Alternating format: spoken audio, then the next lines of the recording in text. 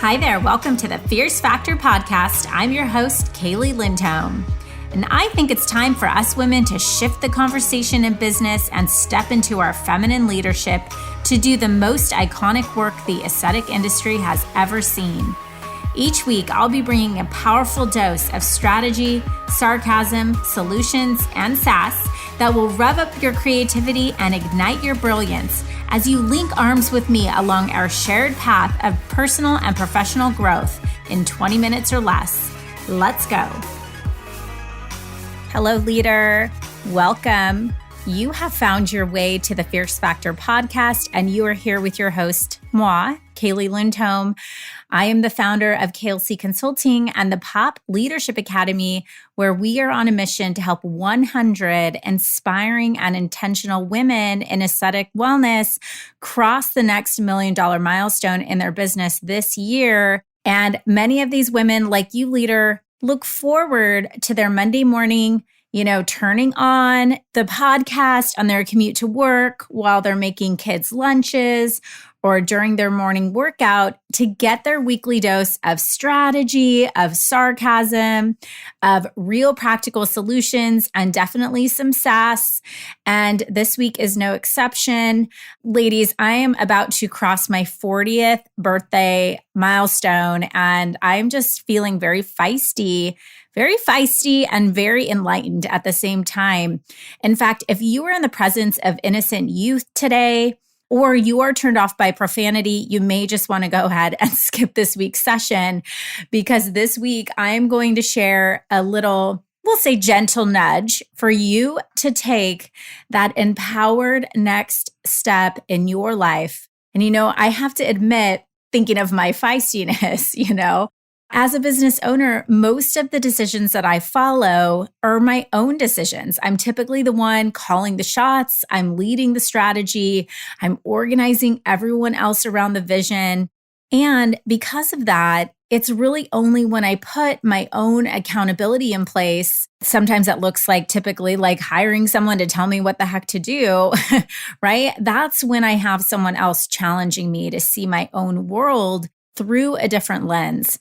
And I basically get to do what I want when I want to do it, even when those things are the wrong choices or no choice at all, because I talk myself out of a decision to avoid discomfort, pain, or failure. And so I know you're in the same boat. As a leader, you're calling the shots. And so today I'm going to be that accountability for you to tell you to just fucking do it. And in particular, there are 3 decisions that I know you're stalling on, but they need to be made. And this week is the week to do all of them. And you might be thinking, Kaylee, how do you know so much about what is going on inside my brain over here? And the answer is, I see you, I hear you, because I relate deeply and authentically to the challenges you face. I don't need to sell you a new widget and pretend that you have a problem that my widget is the only solution for. Inside of that fierce, confident, evolved CEO is a soul, a beating heart, a woman whose voice is out there making massive impact, but still, is she being truly heard? She's starving to be understood for the woman she is, not the woman she is expected to be. Leader, I see you.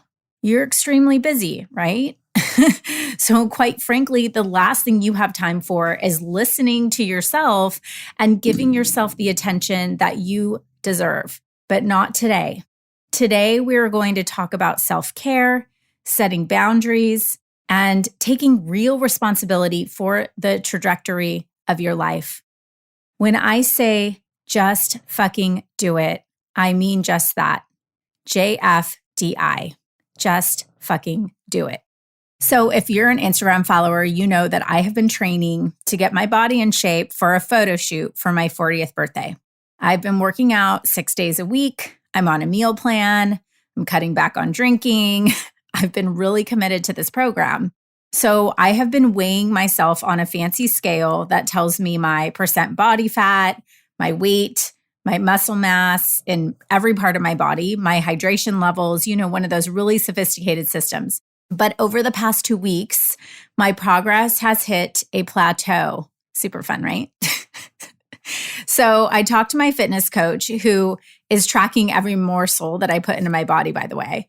Well, I really started to blame him that he had me on the wrong program, because naturally, why it wouldn't be my fault.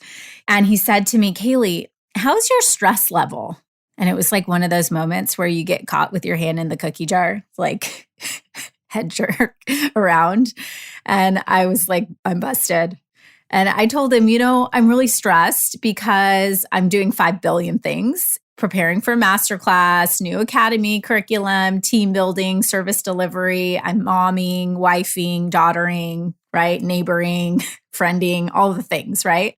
And the thing is, I rarely do admit to myself that I'm stressed, because I really feel blessed to do what I do, and I absolutely love my work.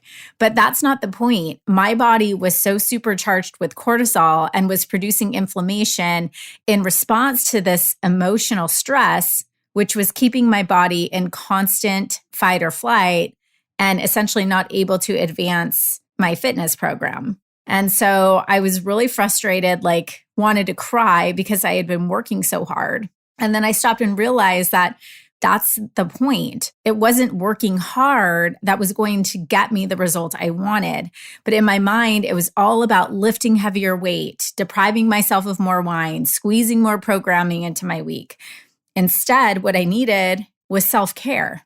And so he told me to take a week off entirely. In fact, he said he did not want to see me in his gym for a week. He benched me, and I wasn't even allowed to go in there. Instead, I was to go for a morning walk and take a week off, logging my meals, and basically just to chill the fuck out. And I seem to find myself in this pattern loop of working myself into a space of exhaustion and then feeling overwhelmed and then resentful, right? That I'm so overwhelmed and doing all these things, and then like get to the point where it's like I need to hibernate. Does this sound familiar to you? I felt like this conversation was quite timely with him, as, I had listened to my pastor talk about this status symbol, right? It was really this piece of this sermon around a status symbol was really woven into a much more complex conversation about how structure and boundaries actually creates freedom for us, which I can't wait to develop some content around for you all. So many great analogies to business building. But he mentioned how status used to be shown off and really presented as material things. So, a Ferrari, a yacht, a Rolex, helicopter, I don't know, all the things that money can buy. But today's status symbol is actually busyness. No longer is it about showing off wealth, but instead it's about showing off how in demand you are on social media, in meetings, at conferences, right? It's all about how busy I am, because the things I buy are no longer the envy of status. I am the status symbol. And if I am busy, that proves how valuable I am. Holy shit, my mouth dropped open when I heard this, but how true is that? Right? We are so self-absorbed. And if you haven't listened to last week's episode about success versus fulfillment, go ahead and check that out after this episode for the prologue to my pastor's mic dropping claim. But that's why we are pouring ourselves all over the place, because it makes us feel important. We're so self-absorbed that we're basically pouring ourselves out everywhere until we are so far off track from the things that actually fulfill us in life. So I started thinking, what if instead you made rest a priority, right? Meaning cutting an extra 2 hours out of your calendar each week to indulge in whatever the heck you want, a massage, a book, a happy hour. Had I been practicing this over the past few months, I probably wouldn't have needed to take a full week off after a 2-week plateau, by the way, to rest, to get rejuvenated. Instead, a few hours would be able to recharge me until the next scheduled self-care session. So leader, JFDI number 1 is to prioritize yourself. What do you have on the calendar this week? What are you doing for yourself? Nothing? Add it. Even if that means canceling a patient, probably one that you don't love seeing anyway, or paying an employee overtime to cover you, Stop complaining that you're too busy or too valuable or too needed. You need this. Prioritize yourself. Just fucking do it. JFDI number 2 is to make that investment in yourself. I remember learning basic economics in business school. A profit is a financial gain, especially the difference between the amount earned and the amount spent in buying, operating, or producing something. And let me tell you, I have found that some people never move beyond the basic math, meaning they continue to see business growth as linear. They lean on their financial gurus to spit out some analytics and voila, they have a business that's making profit. Profit is the lifeblood of a business. It is with lucrative profits that a business is able to reinvest back into marketing, brand development, into people, into asset creation. But what I have found as I have built and scaled a 7-figure business is that growth is not linear. A successful business does not follow a connect the dots Thomas guide. Why? Because a business requires human decision-making, and humans are dynamic, emotional, thoughtful, and intuitive. And this is particularly true for women-owned businesses because from my experience working intimately with hundreds of female entrepreneurs every single year, their primary barrier to growth is not their lack of math skills. However, traditional business education doesn't teach you that the only way to grow a profitable business without more hard work, headaches, drama, and financial investments is to grow through assets, not by working more hours. And what I find is that as service-based business owners like aesthetic wellness providers begin to find themselves more in demand, the first place they build capacity to support that demand is by taking on more work, adding hours later into the night, weekends, working on vacation, or doubling down on location so they can service everyone everywhere. They begin to make bigger investments to support the growth in devices, technology, expensive agencies, or overpaid employees to do the work that they just don't have the time to do. Costs continue to rise in union with overwhelm. Ladies, this is an outdated model for growth. More is more, grow, right? If you're feeling overwhelmed now, it's not going to get better by overwhelming yourself with more work. It doesn't work that way. You don't work your way out of overwhelm. You can't just set a revenue goal and bulldoze your way to achieving that goal. Instead, you have to strategically simplify your way out of overwhelm. And the type of strategic growth that we at KLC lovingly refer to as scale is really about discernment. It's about focus. It's about setting boundaries. It will require you to think clearly. And it's in the space of this empowered and really methodical thought leadership that you will be in a space that allows you to create the systems to scale your business. But you aren't sure where to start. You know you need help, but you don't even believe that you are worth the investment. Or worse, you don't believe that if you make the investment in getting strategic growth advisory, coaching, and thought partnership, that you will commit the time and focus into making that investment worthwhile. This leader is where businesses go to die. And I don't mean to be cavalier, but I've seen it too many times. Taking 20 free webinars and collecting pieces of advice from so-called experts who have all the answers. Most of them, by the way, have never owned a business or employed a team or been remotely in your shoes. Then you go implementing about 5% of what you learned because free is usually free for a reason. And then wondering why you're in the same place once again, 1 year and 20 hours later. Then you start getting even cheaper. Then you buy the $59 software because it just is enough instead of the $179 software that really has all the capabilities you need. And then you don't take the time to get your business model, systems, employee commissions, your email marketing running effectively. And so you switch EMRs once again and invest thousands of dollars in time retraining your team and patience on new operations. Then you start to freak out because you're so busy that you start making impulsive decisions. You start cutting, you start adding reactively. And, eventually you drain the life out of your business. So stop being cheap, leader. Make that investment. Yes, it's risky. Yes, it's scary. Yes, it's out of your comfort zone. That is the point. An investment is the action or process of investing money, right? Or time in your case for a profit or a material result.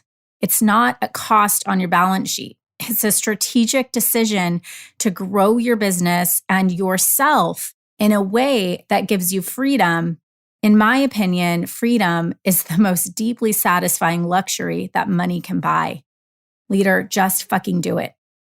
Okay, and JDFI number 3 is it's time to fire that employee. All right, I get it. Susie's been with you for 10 years.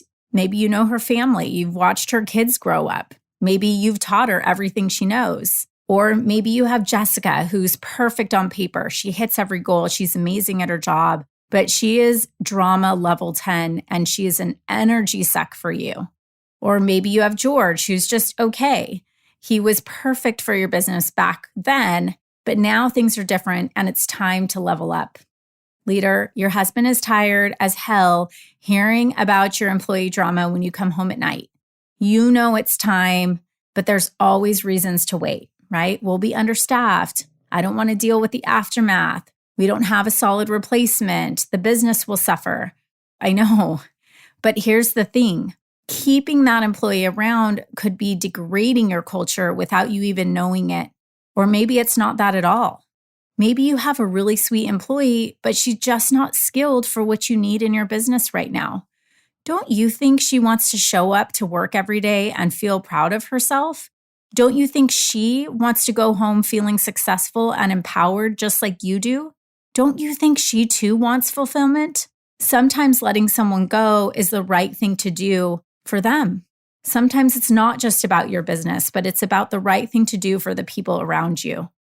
Leader, you know it's time to just fucking do it. Let that employee go free. Okay, so I realize I came out a little savage today. This is the new and improved 39 going on 40-year-old Kaylee, but it needed to be done. It's your time, leader. This week, join me for the JFDI challenge. Number 1, prioritize yourself. Number 2, make that investment. And number 3, let that employee go. And this week, I'd love to hear from you, okay? So send me a DM on Instagram and let me know that you took action. Let me know you took accountability and you crossed over the bridge from ambivalent business owner to bossed up CEO. You got this, queen. Thank you for joining me for this episode of The Fierce Factor. If you enjoyed the show, please make sure you subscribe so you can automatically get new shows every week. I'd also love it if you left us a review. And come join the conversation online. If you're an aesthetic industry owner, operator, or leader, please join my free Facebook group, The Tribe of Fierce Aesthetic Leaders, a community of ambitious, purpose-driven professionals who collaborate and share best practices for growth in business and life. I'm honored you tuned in.